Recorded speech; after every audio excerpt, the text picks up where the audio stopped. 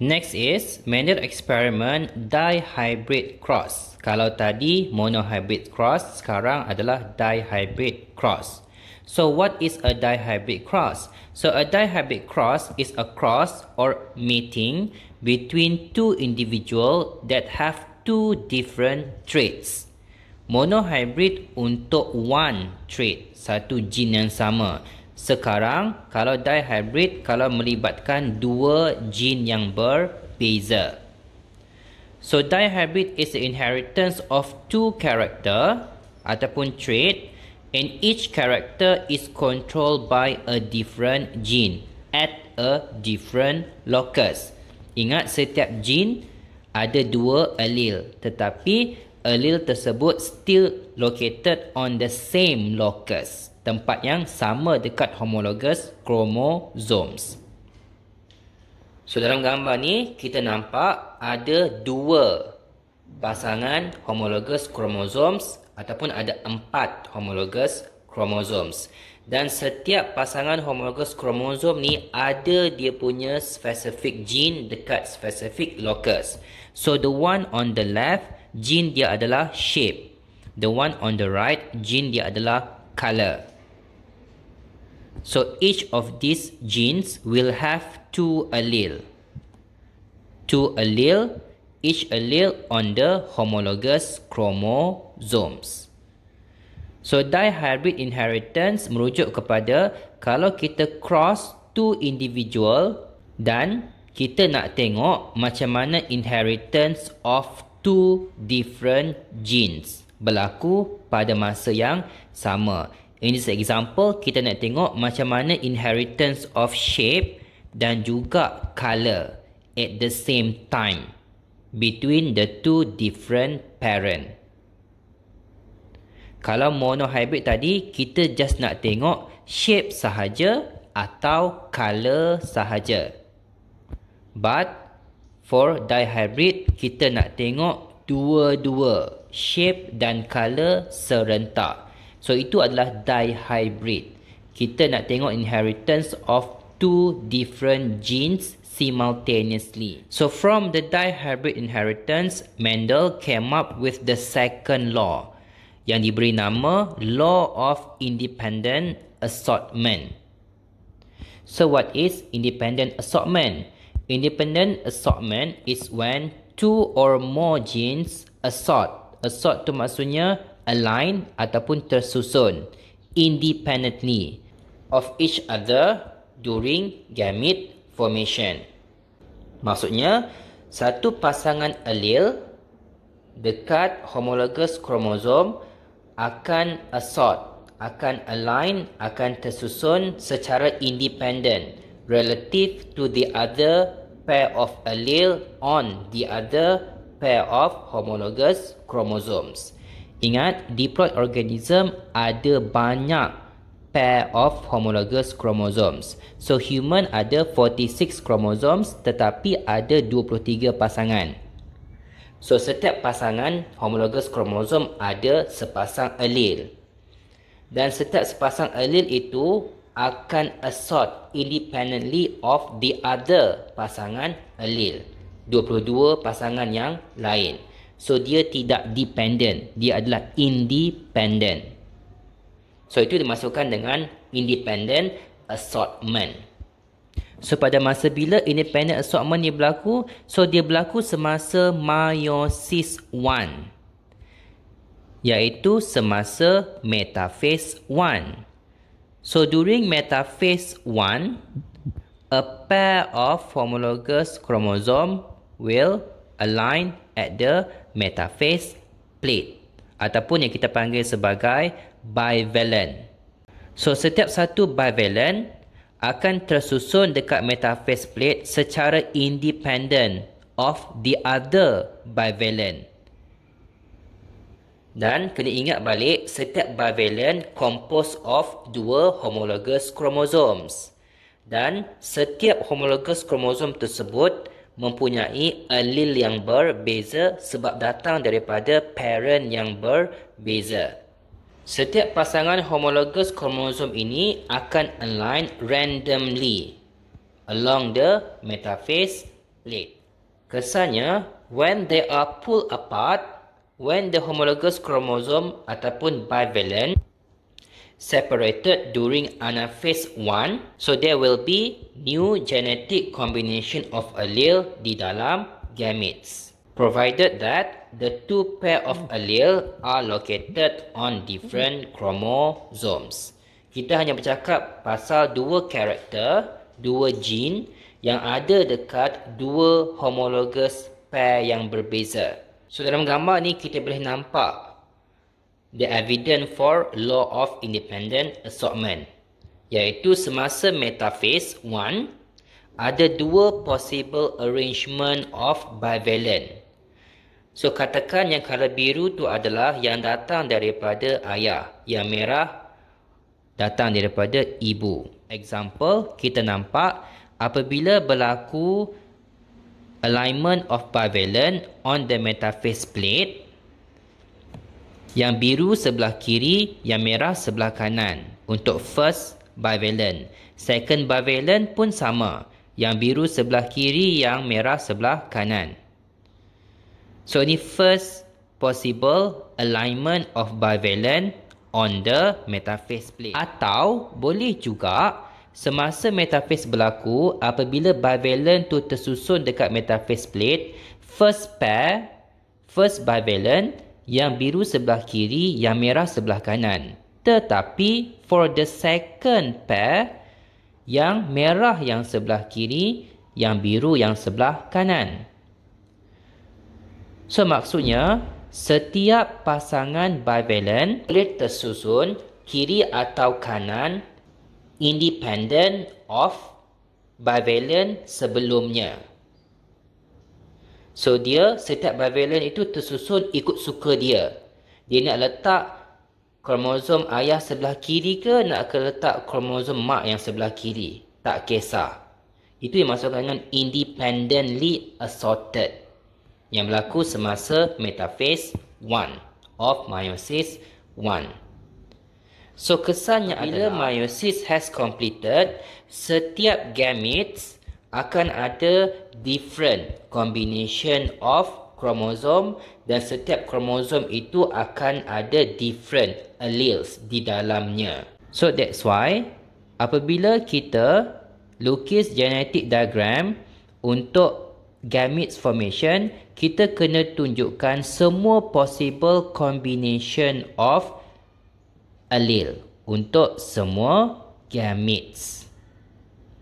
Cuma in this case, berbeza dengan monohybrid, akan ada dua allele yang berbeza untuk satu gamete yang sama. Next, dihybrid cross. Handle cross a plant, satu tall plant but with purple flower, and the other plant adalah dwarf plant with white flower. So in this case ada dua jenis gene. So gene untuk ketinggian dan gene untuk flower color. So dua gene, sebab tu dihybrid. Tapi setiap gene tersebut still ada dua allele. So allele untuk ketinggian sama ada dominant tall ataupun recessive dwarf. Sama juga allele untuk flower color ada dominant purple ataupun recessive allele untuk white flower. So basically maksudnya kalau dihybrid cross, awak kena tulis 4 huruf untuk menunjukkan bahawa dia adalah dihybrid. Setiap 2 huruf merujuk kepada satu gene. Since ada 2 genes, so kena tulis 4 huruf, 4 letter. Sama juga macam monohybrid cross, so dihybrid cross pun ada 2 jenis. Sama ada kita buat self cross ataupun kita boleh juga buat test cross. So bila kita buat dihybrid self cross of the F1 generation, ratio yang kita akan dapat adalah ini, iaitu 9:3:1. So this is the phenotypic ratio for self-cross dihybrid of the F1 generation. Ratio 9:3:1 ni kita akan nampak dekat F2 generation. So self cross tadi berlaku dekat F1 generation. Hasil ratio ini kita akan dapat dekat F2 generation. So it is based on this ratio that Mendel nampak bahawa setiap karakter tadi, setiap gene tadi is inherited independently. Maksudnya, walaupun pada asalnya Mendel cross satu parent yang tall dengan purple flower with satu lagi parent yang dwarf and white flower, anak-anak dia di dalam F2 generation ada combination gene daripada dua-dua parent. Bukannya exactly macam setiap parent. So ada anak yang tall purple dan juga anak yang dwarf white. So ni yang sama macam parent, tetapi ada yang tengah-tengah ni yang gabungan setiap parent, iaitu tall untuk parent nombor 1 tetapi white untuk parent datang daripada parent nombor 2. Sama juga.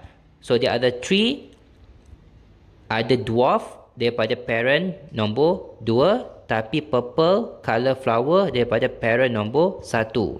So yang tengah-tengah ni menunjukkan bahawa setiap gene untuk ketinggian dan flower color assort independently of each other.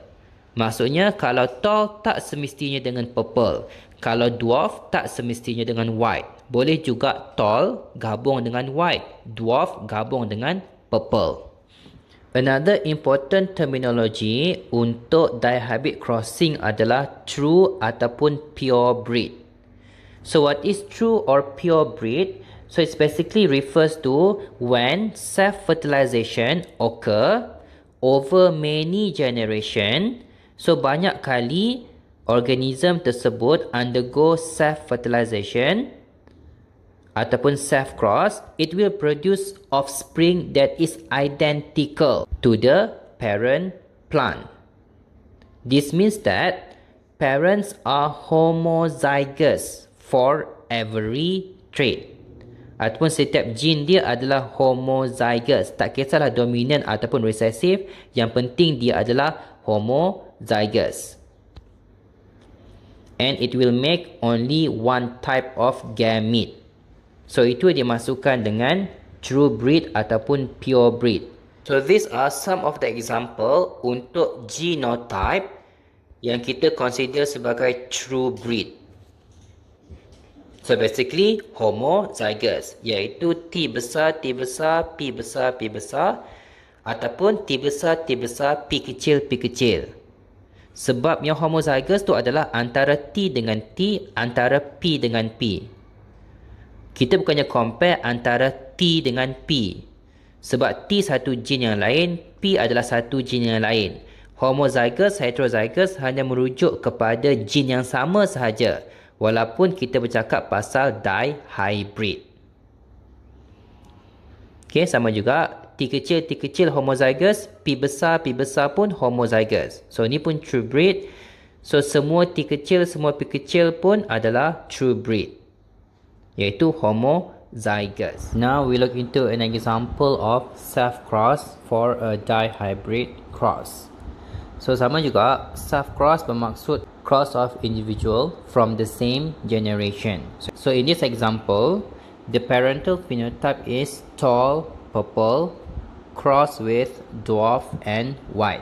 Another thing to take note in this example is both of the parents are what we call as pure breed ataupun true breed.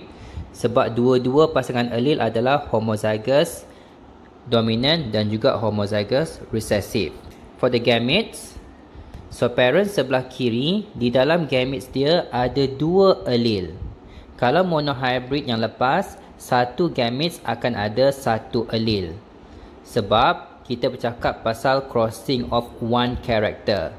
So in this example, it is a dihybrid crossing. So kalau dihybrid crossing, dalam dia punya gametes akan ada two allele at the same time. Tetapi allele dia bukan allele yang sama. So setiap allele T besar dan P besar datang daripada salah satu sahaja pasangan kromosom yang ada di dalam parent. So maksudnya the first law of Mendelian inheritance iaitu law of segregation still apply walaupun di dalam dihybrid cross. Next, when the two allele undergo fertilization, dia akan form F1 generation.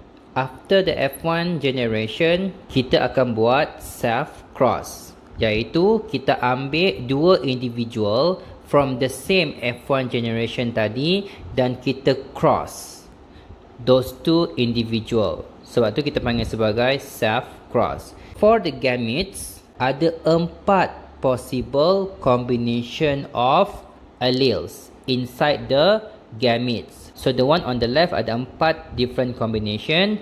The one on the right pun ada 4 different combination of alleles. All of these different combinations yang dipanggil sebagai Mendel second law, iaitu law of independent assortment. Untuk memudahkan, kita nak tunjukkan all the different combination these gametes undergo fertilization. Itu yang kita buat Punnett square. So table ini adalah Punnett square. So for each of the gametes, kita letak dekat satu side of the table.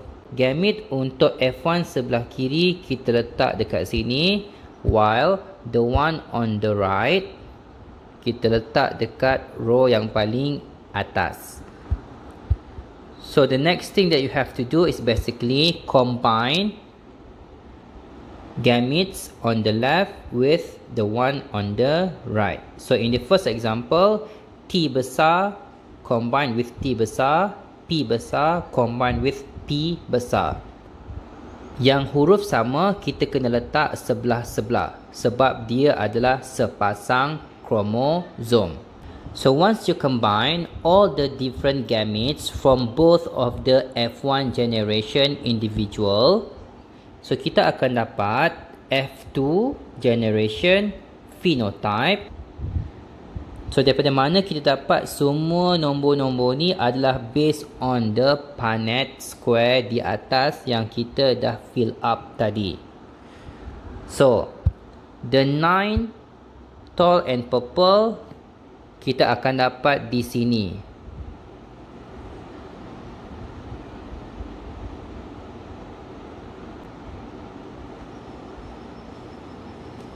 So these are the 9 tall and purple individual. Next, the 3 tall and white. So these are the 3 tall and white individual. For the dwarf and purple, ada di sini.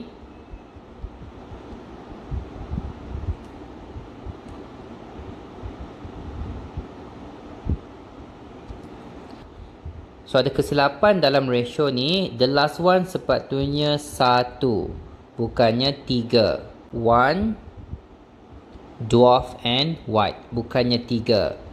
So ratio dia sepatutnya 9, 3, 3, 1. So in total ada 16 possible combination of alleles for the F2 when you do a dihybrid self cross. Next example is a dihybrid test cross. For the parental phenotype akan involve 1 tall purple individual and 1 dwarf white individual. Next, in the gametes akan ada 2 combination of allele followed by fertilization to form F1 generation. Next, when we conduct a test cross for the F1 generation individual, so in this case, instead of crossing the F1 generation individual with another F1 generation individual, for a test cross, we will cross the F1 generation individual with another individual yang ada homozygous recessive genotype, which is dwarf and white. So for the first individual punya gametes, kita dapat 4 possible combination of alleles. But for the homozygous recessive individual, kita ada 1 je possible combination sebab ada homozygous recessive allele sahaja. Next, you can use the Punnett square to show the possible combination of allele once the gamete undergo fertilization. Based on the Punnett square, kita nampak ada 4 sahaja possible combination of allele. Kalau kita tengok F2 phenotypic ratio, kita akan dapat 1 tall purple, 1 tall white, 1 dwarf purple and 1 dwarf white. So ratio untuk dihybrid test cross adalah 1, 1, 1, 1. Kalau dihybrid self cross tadi ratio dia 9, 3, 3, 1. So itu main differences antara test cross dihybrid dan juga self cross dihybrid, iaitu in terms of F2 phenotypic ratio. So ratio ni awak kena hafal. Asalkan soalan tu cakap dia punya ratio adalah 1, 1, 1, 1, maksudnya dia merujuk kepada dihybrid test cross. Kalau 9, 3, 3, 1, dia merujuk kepada dihybrid self cross.